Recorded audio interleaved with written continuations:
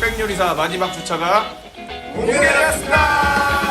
드디어 흑백요리사가 한 달 만에 끝이 났습니다. 이제 다음 주부터 어떤 의도를 갖고 살아야 할지 벌써부터 막막한데요. 그도 그럴 게 어그로였던 레스토랑 미션과 달리 마지막 미션들이 다시 레전드를 찍었기 때문입니다. 이번 영상에선 최종 미션과 참가자들 전략에 대해 타이트하게 분석해보고 흑백요리사 프로그램의 성공 전략과 아쉬웠던 점까지 솔직하게 다뤄보려고 합니다. 그리고 마지막엔 참가자들 식당의 예약 현황까지 알려드릴 텐데 당근에서 남은 음식 파는 거 아니면 당분간 예약은 하늘의 별 따기라고 보시면 될 것 같습니다. 준비되셨어요?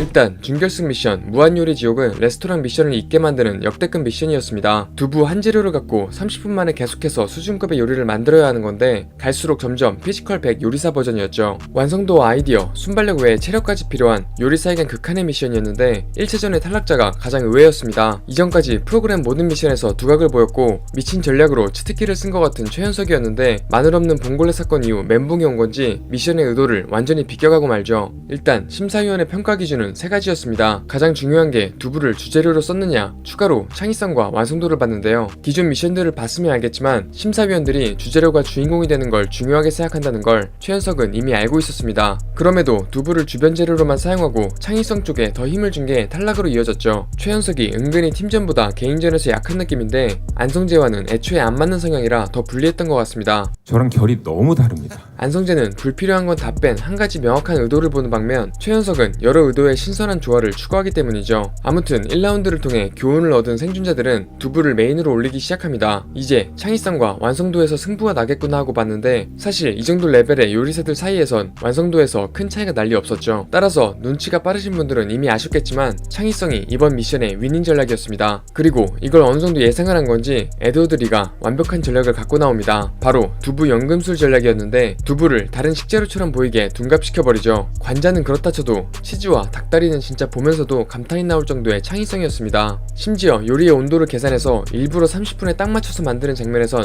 이게 마스터 클래스구나 싶었죠. 어눌한 발음으로 두부 잘 모른다고 하면서 누구보다 두부를 다양하게 활용하는 모습에선 선택적인 미쿠킨 아저씨 코스프레인가 싶을 정도였습니다. 그렇게 매 라운드에서 창의성으로 압도하며 심사위원의 평가 기준을 해킹해버립니다. 이렇다 보니 이모카세, 정지선, 장호준 셰프의 탈락은 발표되기 전부터도 이미 예측이 가능했는데요. 이 셋의 공통점은 비교적 두부에 익숙하다는 것이었죠. 따라서 빨리 끝내는 걸 목표로 평소에 만들던 두부 요리만 만들었고 결국 창의성 측면에서 경쟁력을 잃으며 탈락하게 된 것입니다. 반대로 두부에 익숙하지 않았던 에드워드 리, 트리플스타, 도라이가 계속해서 새로운 요리를 선보이며 생존할 수 있었죠. 그런데 마지막 트리플스타와 에드워드 리 대결에선 의외로 백종원과 안성재의 의견이 갈립니다. 백종원은 창의성, 안성재는 맛 쪽으로 갈리는 건데 이게 의외였던 게 기존의 둘 스타일과 서로 반대인 느낌이었기 때문입니다. 의도와 정확한 표현을 보는 안성재가 에드워드 리, 맛을 보는 백종원이 트리플스타를 골랐을 것 같은데 말이죠. 아무튼 결국엔 백종원의 말에 안성재가 따라가며 창의성 쪽으로 표를 모으게 됩니다. 여기서 하나 짚고 넘어가고 싶은 게 이상하게 기존과 달리 안성재가 의기소침해 보인다는 점이었는데요. 백종원이 먼저 평가하고 은근슬쩍 안성재에게도 너도 그렇지 하며 공감을 유도하는 느낌이 들었습니다. 초반까지만 해도 꺾이지 않는 안성재의 소신 발언이 재미 포인트였는데 선배들의 눈치가 보였던 건지 넷플릭스의 악마의 편집인 건지 안성재가 말을 아끼는 느낌이 강했습니다. 아무튼 아쉬웠던 점은 뒤에서 좀 더 다뤄보기로 하고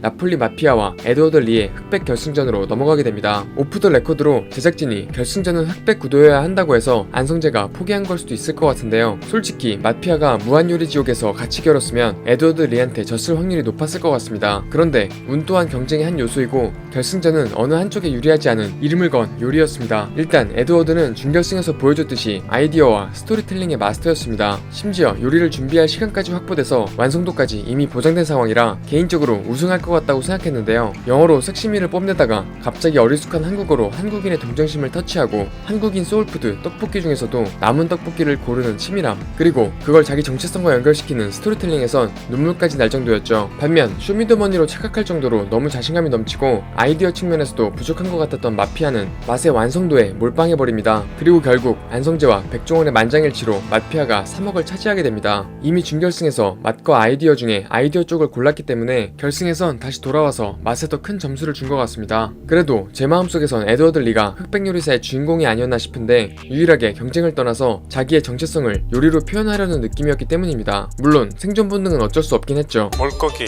그리고 여기서 완전히 엇나간 넷플릭스의 전략이 하나 더 있었는데 만장일치 판정이었습니다. 제작진의 의도는 안성재와 백종원의 극과 극 성향을 보고 계속 판정이 갈려서 여러 번 요리하는 그림을 생각했을 것 같습니다. 하지만 의외로 1차전에서 끝나면서 제작진이 살짝 실망했을 것 같은데 이 둘의 요리를 더 볼 수 없다는 게 아쉽긴 했었죠. 이렇게 흑백 요리사 마지막 화를 분석해봤는데 솔직히 시즌2 발표는 시간 문제일 것 같습니다. 그럼 일단 이렇게 대박날 수 있었던 이유와 아쉬웠던 점에 대해 빠르게 짚어볼 텐데 첫 번째로 VS 구도가 제대로 먹힌 것 같습니다. 흑수저 대 백수저라는 약간의 어그로성 대결 구도부터 안성재 대 백종원, 안성재 대 최연석까지 갈등 요소로 재미를 잡았습니다. 싫었어요. 이건 진짜 진심이.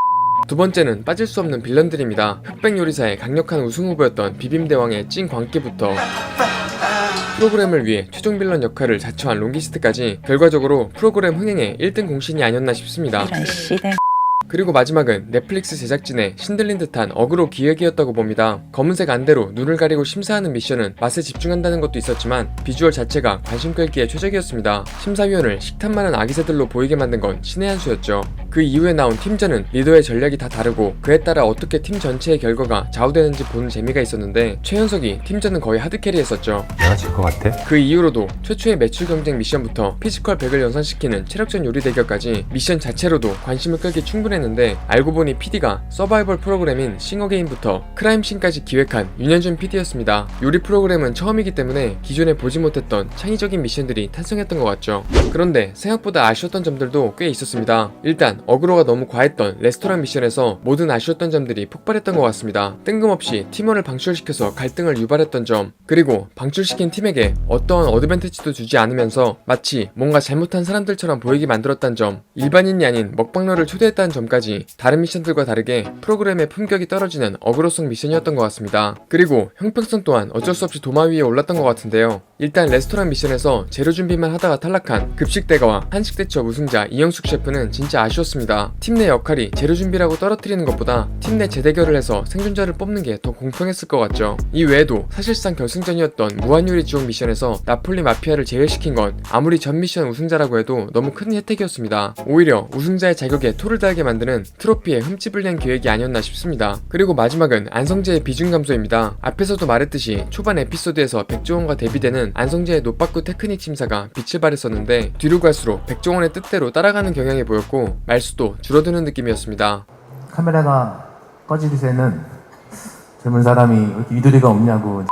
백종원이 재료와 조리 방법 그리고 직관적인 맛을 파악하는 능력은 뛰어나지만 그 요리에 숨겨진 의도를 캐치하고 테크닉의 완성도를 이해하는 측면에선 안성재가 한 수 위였죠. 그래서 일반인들이 알 수 없는 영역을 캐치하는 모습이 프로그램의 퀄리티를 올렸던 것 같은데 백종원의 비중이 증가하면서 맛 평가의 다양성과 퀄리티는 감소했던 것 같습니다. 백종원이 심사위원으로 나와서 대중성과 안성재와의 밸런스를 잘 잡아준 건 맞지만 조금 더 자존심을 내려놓고 안성재의 의견을 경청해줬으면 하는 아쉬움이 남았습니다. 몇 번 사이 틀어졌잖아요, 우리. 어쨌든 넷플릭스를 나락에서 구원한 프로그램은 드라마나 영화도 아니고 예능인 흑백요리사인 것엔 이견이 없을 것 같은데요. 어쩌면 드라마나 영화에 투자하기보다 예능에 투자하는 게 넷플릭스가 떡상하는 지름길이 아닐까 싶습니다. 사실 오징어 게임이나 지옥 시즌2보다 흑백요리사 시즌2가 더 기대되는 건 저뿐만이 아닐 것 같은데요. 준비되셨어요? 마지막으로 참가자들 식당의 예약 현황을 조금 살펴봤는데 웬만하면 11월까지 다 예약이 차 있습니다. 오히려 우승자 나폴리 마피아의 비아톨레도 파스타가 2주치 예약을 매달 2번 받고 있어서 가능성이 조금이라도 있는 것 같습니다. 그리고 반전으로 진짜 내일도 바로 예약 가능한 식당이 하나 있는데 바로 에드워드 리의 켄터키 식당입니다. 먹으려면 미국까지 가야 하긴 하는데 일단 가장 예약이 쉬운 집이라 추천드립니다.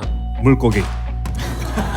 그럼 얼른 시즌2 발표가 나오길 기대해보며 오늘 영상이 나름 괜찮았다면 좋아요와 구독해주시면 감사하겠습니다. 그리고 앞으로도 계속 함께할 넷플릭스호의 동료가 되고 싶으신 분들은 990베리만 내고 멤버십에 가입하시는 것도 추천드립니다. 그럼 지금까지 넷플릭스의 에리였습니다.